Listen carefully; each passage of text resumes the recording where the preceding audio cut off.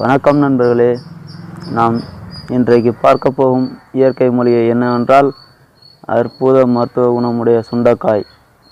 ஆமாம் ஃப்ரெண்ட்ஸ், நம்ம இன்றைக்கி சுண்டைக்காயின் மருத்துவ தகவல்களை பற்றி தான் பார்க்க போகிறோம். அவங்க வீடியோக்குள்ளே போகலாம். ஃப்ரெண்ட்ஸ், நீங்கள் இன்னும் நம்ம சேனலுக்கு சப்ஸ்கிரைப் பண்ணலைன்னா சப்ஸ்கிரைப் பண்ணுங்கள்.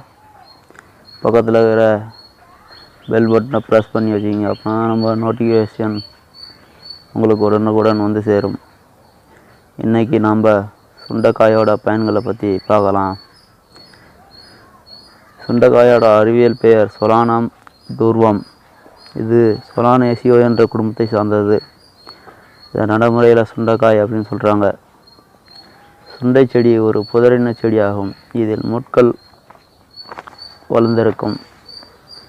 இது வீட்டு தோட்டங்களிலும் கொல்லைப்புறங்களிலும் மலைக்காடுகளிலும் காணப்படும். இது கொத்து கொத்தாக பூ வைத்து காய வைக்கக்கூடிய செடியாகும். இதில் 2 வகை உள்ளது. மலை சுண்டை, நாட்டு சுண்டை என 2 வகை உள்ளது. இதன் பூக்கள் வெள்ளை நிறமுடையது. காய்கள் பச்சை நிறமுடையவை, சிறியவை, கசப்பு தன்மையுடையவை. சுண்டைக்காய் அளவு சிறிதாக இருக்கும். அதனால்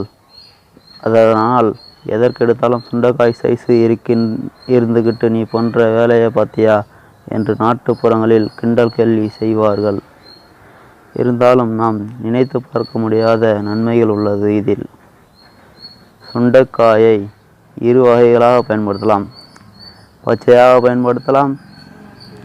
மோரில் ஊற வைத்து பின்பு காய வைத்து வற்றலாகவும் பயன்படுத்தலாம்.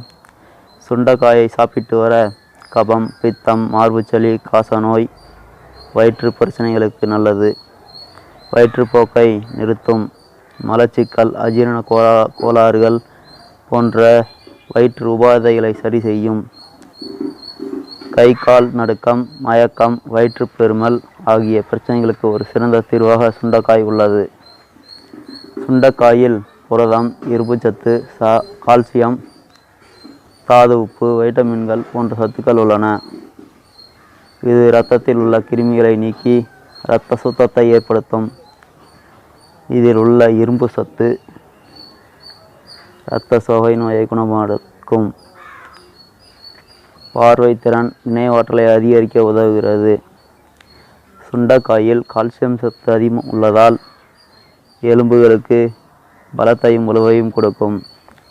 அடிக்கடி மயக்கம், வாந்தி, உடல் சோர்வு போன்ற பிரச்சனைகள் தீர சுண்டைக்காயை உணவில் சேர்த்து கொள்ளலாம்.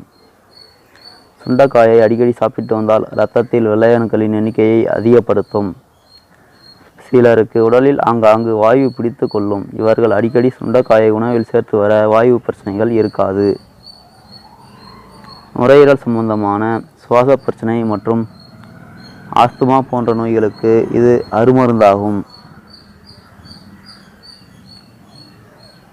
பொதுவாக சுண்டைக்காயை தினமும் சாப்பிட்டு வரலாம் அல்லது வாரத்தில் 2 முறை சாப்பிட்டு வரலாம். இது புளிக்குழம்பு, காரக்குழம்பு அல்லது பொரியலாக செய்து சாப்பிடலாம்.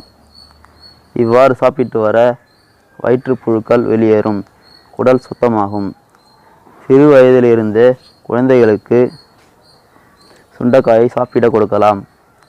அப்போதான் அவர்களுக்கு ஊட்டச்சத்து குறைபாடு வராது. சுண்டைக்காயை வாரம் 2 முறை சாப்பிட்டு வர இரத்தத்தில் உள்ள இன்சுலின் அளவை கட்டுப்படுத்தும். எனவே இது சர்க்கரை நோயாளிகளுக்கு ஒரு வரப்பிரசாதமாக அமைந்துள்ளது. இதய நோயாளிகளும் சுண்டைக்காயை தொடர்ந்து சாப்பிட்டு வரலாம். நல்ல பலன் தெரியும்.